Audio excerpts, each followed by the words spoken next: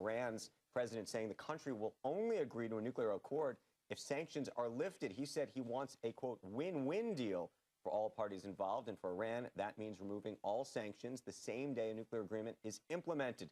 The deadline for reaching a final agreement is June 30th. Joining us now this morning, one of the members of the committee working on Iran's policy in Congress, Wyoming Senator John Barrasso. Good morning. Thanks for having me. So what are we going to do about this? You got a plan?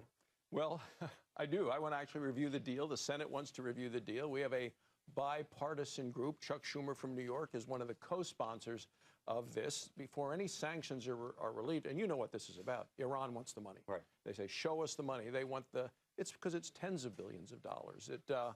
When you lift the oil restrictions, when you lift the banking sanctions, it's a lot of money that comes into them, and I think they're going to use it to support terrorism elsewhere. But the president's deal doesn't even meet his own standards.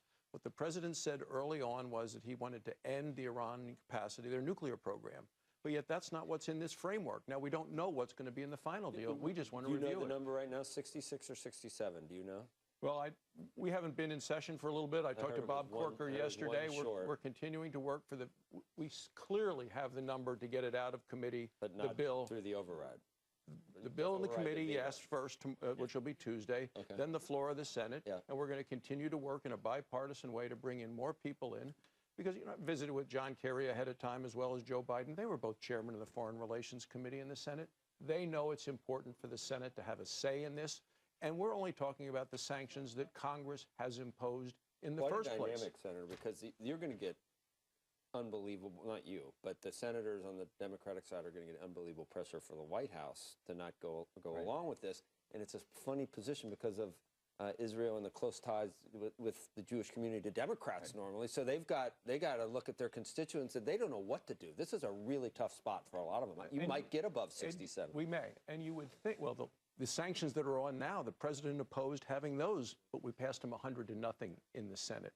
You would think the president would want to come to the Senate because it would strengthen his hand. It would give additional validity and credibility to a deal if he had the Senate buying in and approving it. So before any congressional sanctions are relieved, we want 60 days to review the final deal and say yes or no, it's good or not. We're afraid to say you need to recognize Israel. We've given up on saying that. Right. Okay. But we're afraid to say you have to stop your terrorist activities and sponsoring terrorism. No, go ahead. We can't even get that we're afraid to say stop enriching. I mean, even any of the basics. Enriching, but we're afraid. We won't even say that you need to stop your terrorists. The president doesn't seem to want to say any of those things for something that was supposed to stop the Iranian program.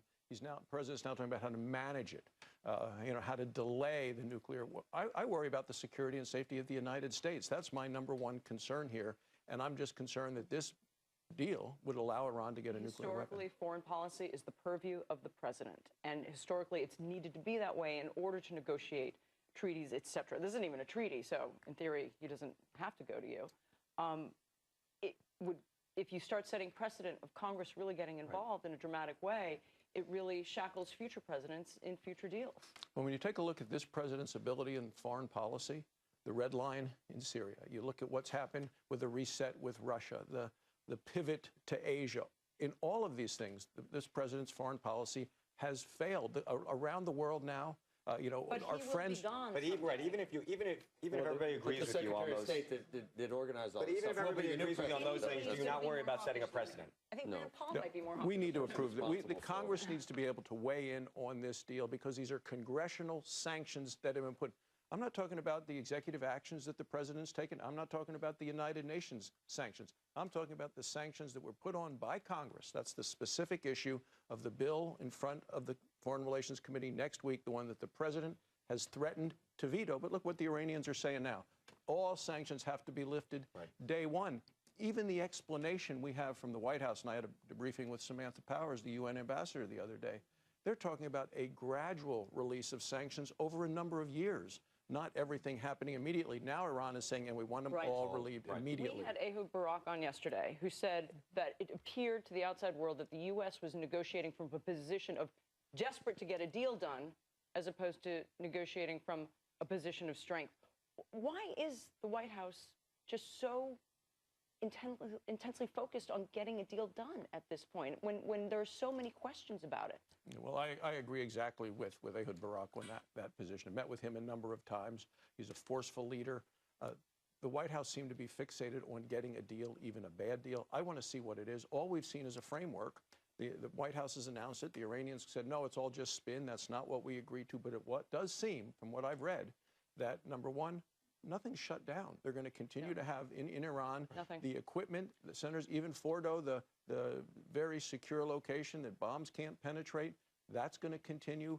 Research and development may be able to continue. So it's the exact opposite of what the president promised a few years ago when he said his goal that he would only sign a deal which would end. Has the world changed in the past couple of years? I mean, that's the real question.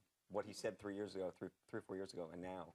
The world's changed a lot of ways, and I think for the worse. I think it's a much more dangerous place. You've seen the antagonism of Putin and his efforts in Ukraine. But is Iran more dangerous or less dangerous than they were before? And that's what this is all about. Well, I think Iran continues to be very dangerous, and Iran with a nuclear weapon is a lot more dangerous than it is today. You're going to see an explosion of nuclear arms buildup in the Middle East if Iran does proceed with a weapon. I visited with Saudi Arabia. I was there earlier this year. They want nuclear weapons. You know, you're going to see the same thing in Turkey and in Egypt. And I had a chance when I was in Saudi Arabia to meet with some of the freedom fighters from Syria, the Syrian Free Army. What they've said is when sanctions were lifted a little bit, the relief that they've gotten, that money didn't go to build hospitals and roads. It went to the crowd still chants death to America, Hamas, and the Supreme Leader still says yes, yes, death to America. So not that much has changed.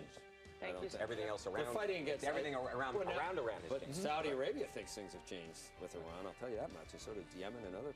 I don't know. Iran's warships are heading right off the coast of Yemen. But they're today. helping us with ISIS, so that's changed. That's right. Senator, thanks for coming in this morning. Hey, thanks for having me, Andrew. Thanks, Senator.